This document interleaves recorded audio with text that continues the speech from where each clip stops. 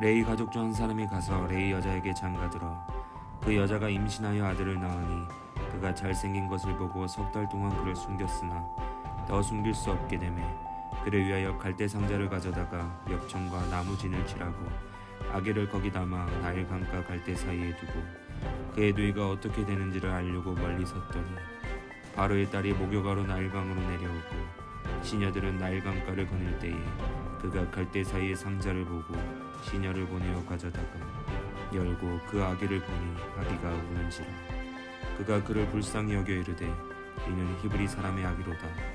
그의 누이가 바로의 딸에게 이르되 내가 가서 당신을 위하여 히브리 여인 중에서 유모를 불러다가 이 아기에게 젖을 먹이게 하리니까 바로의 딸이 그에게 이르되 가라 하매 그 소녀가 가서 그 아기의 어머니를 불러오니 바로의 딸이 그에게 이르되 이 아기를 데려다가 나를 위하여 젖을 먹이라. 내가 그 삭슬 주리라. 여인이 아기를 데려다가 젖을 먹이더니 그 아기가 자라매 바로의 딸에게로 데려가니 그가 그의 아들이 되니라. 그가 그의 이름을 모세라 하여 이르되 이는 내가 그를 물에서 건져내었음이라 하였더라.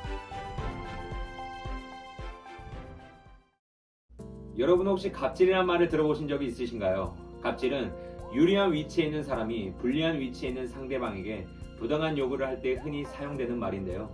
갑질의 관계는 직장 상사와 부하 직원, 손님과 점원 사이에서 일어나고 심지어는 친구 사이에서도 종종 일어나기도 합니다. 그리고 최근 이러한 갑질의 피해 사례가 늘면서 우리들의 분노를 자극하게 만들기도 하는 것 같습니다.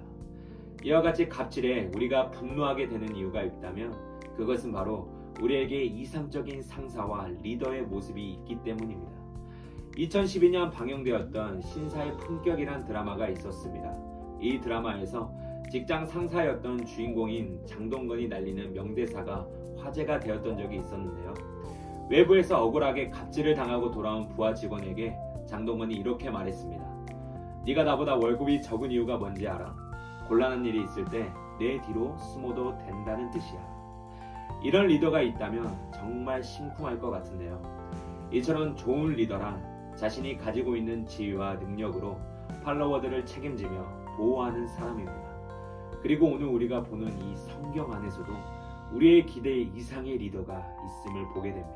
오늘 말씀의 배경은 애굽의 총리였던 요셉과 그런 요셉을 알던 애굽의 파라오가 죽은 뒤의 일입니다. 처음에 70여 명에 불과했던 야곱의 가족들은 세월이 흘러 약 400년의 기간 동안 남자만 60만 명에 달하는 민족이 되었습니다. 이처럼 이스라엘 백성들이 폭발적으로 성장하자 애굽의 바로 왕은 두려움에 사로잡히기 시작했는데요. 그 이유는 이처럼 강력해진 이스라엘 백성이 적대국과 연합하여 애굽을 배신할까라는 두려움이 있었기 때문이었습니다.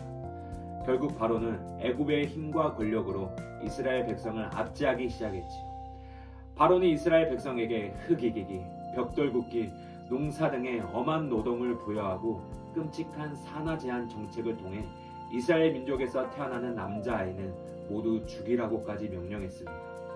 이처럼 바로는 잔인한 갑질을 통해 자신이 이스라엘 백성의 주인이라는 사실을 확인하고 싶었던 것이었습니다. 하지만 그 계획은 결국 이스라엘의 진정한 주인이신 하나님의 손에 의해 무너지게 되지요. 하나님께서는 바로의 갑질에서부터 이스라엘 백성을 구원할 한 남자아이를 택하셨습니다. 그리고 그 아이의 이름은 우리가 잘 알고 있는 모세라는 사람이었죠. 모세를 구원하시는 오늘 말씀은 출애굽이라는 하나님의 구원 역사의 오프닝을 알려주는 사건이기도 합니다. 그렇다면 하나님은 모세를 어떻게 구원하셨을까요? 바로의 위협 앞에 모세는 고작 생후 3개월에 무력한 신생아였습니다.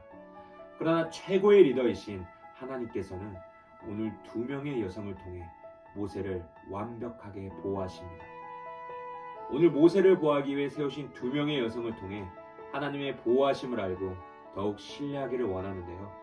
먼저 첫 번째로 알아야 할 것은 하나님은 사랑으로 보호하신다는 사실입니다.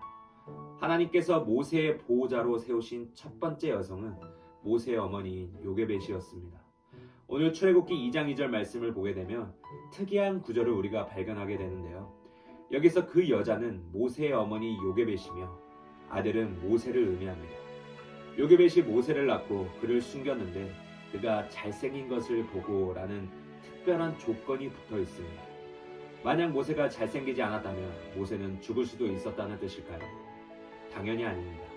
여기서 잘생긴 것에 해당하는 단어는 본래 너무나도 보기 좋고 사랑스럽다는 뜻입니다. 이 단어는 하나님께서 천지를 창조하시고 보시기에 좋았더라 라고 하셨던 그 감탄사와 동일한 의미이지.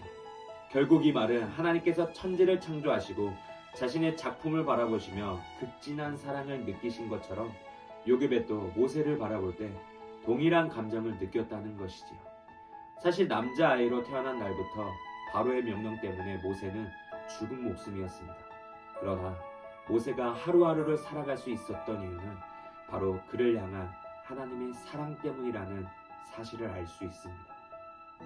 이어서 두 번째로 기억해야 될 것은 하나님은 긍휼로 보호하신다는 사실입니다. 하나님께서 보호자로 세우신 두 번째 여성은 바로의 딸입니다. 사실 이스라엘과 애굽은 그야말로 원수지간이었습니다. 애굽에게 이스라엘은 두려움과 골칫거리의 대상이었으며 이스라엘에게 애굽은 자식을 빼앗은 원수의 나라였죠. 그런데 놀라운 것은 이 같은 적대감에도 불구하고 애굽 최고의 귀족이었던 바로의 공주가 히브리 노예의 아들 모세를 바라보며 긍휼함을 느꼈다는 것입니다. 바로의 딸은 모세가 히브리인이었다는 사실을 알고 있었습니다.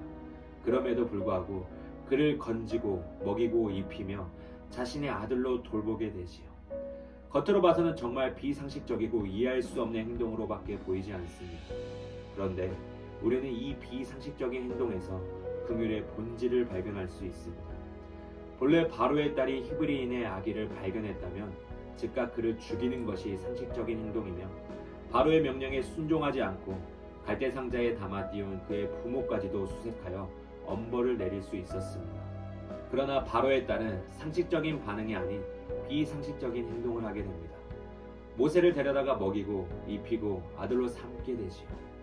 모세는 마땅히 죽어야 할 처지에 놓여 있지만 반대로 아주 귀한 대접을 받으며 자라나게 됩니다. 이것은 단순히 비상식적인 것만이 아니라 이러한 역전의 중심에 하나님의 긍휼하심이 작용한 것입니다. 비상식적이지만 왠지 우리의 마음을 따뜻하게 하는 이 긍휼함에서 하나님의 보호하심의 성격을 하나 더 살펴볼 수 있게 됩니다. 성경은 우리가 아직 죄인 되었을 때에 하나님께서 우리를 사랑하셨다라고 말씀합니다. 우리가 하나님께 구원과 보호받을 아무런 조건이 없을 때, 우리가 지은 죄의 결과로 인해 마땅히 죽어야 할 때 하나님은 긍휼이라는 렌즈를 통해 우리를 바라보시고 구원으로 보호하셨습니다.